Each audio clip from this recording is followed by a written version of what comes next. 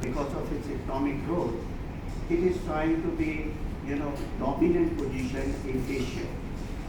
But my hunch is, as you have talked of international order, so let's cross over and make a submission that China and Russia has made lot of, MOUs and signatures.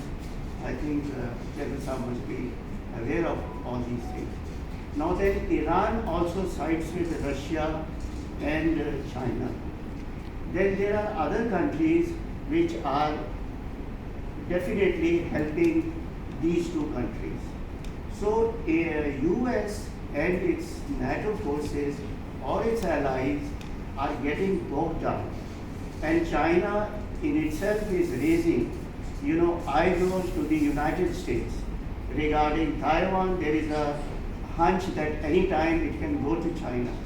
So my question becomes that as far as national, we know that these are difficult patterns, but in the international order, how do you feel that growth of China and Russia's, armed forces, as you see in Ukraine, is a deadly terror, devastated everything in Ukraine.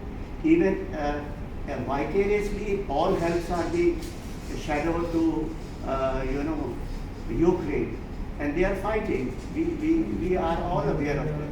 But how far do you think that US and NATO forces can work with India in openness? You forget about Quad. Quad is a very distant dream. We have to have the any war which has to emerge in Asia is going to be a tough, because they don't want war in their region. They will definitely like to have a war in Asian regions.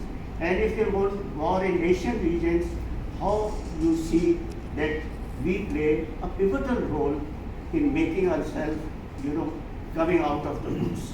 Thank you.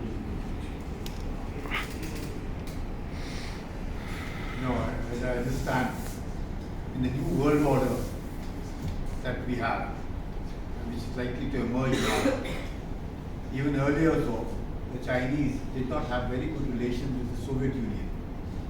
The relations with Russia after 91, and especially after Mikhail Gorbachev took over, the relations improved.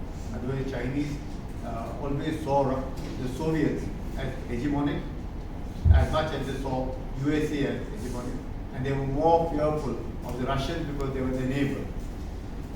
But in the new world order, definitely after what has happened in Ukraine, it's important that India must be a self-reliant country, militarily strong, so that again, as not with a view to wage war, to ensure that we as a nation are able to develop.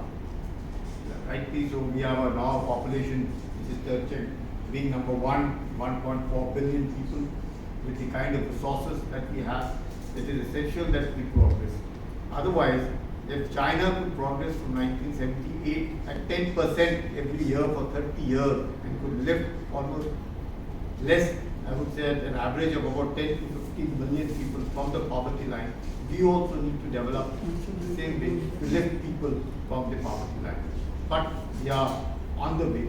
It will take time. But definitely in the new world order, NATO, if you're looking at NATO, the fight, if at all there is in India, the Indians alone will be able to fight. Nobody will come for rescue of India. That is very essential, and that must be understood very clearly.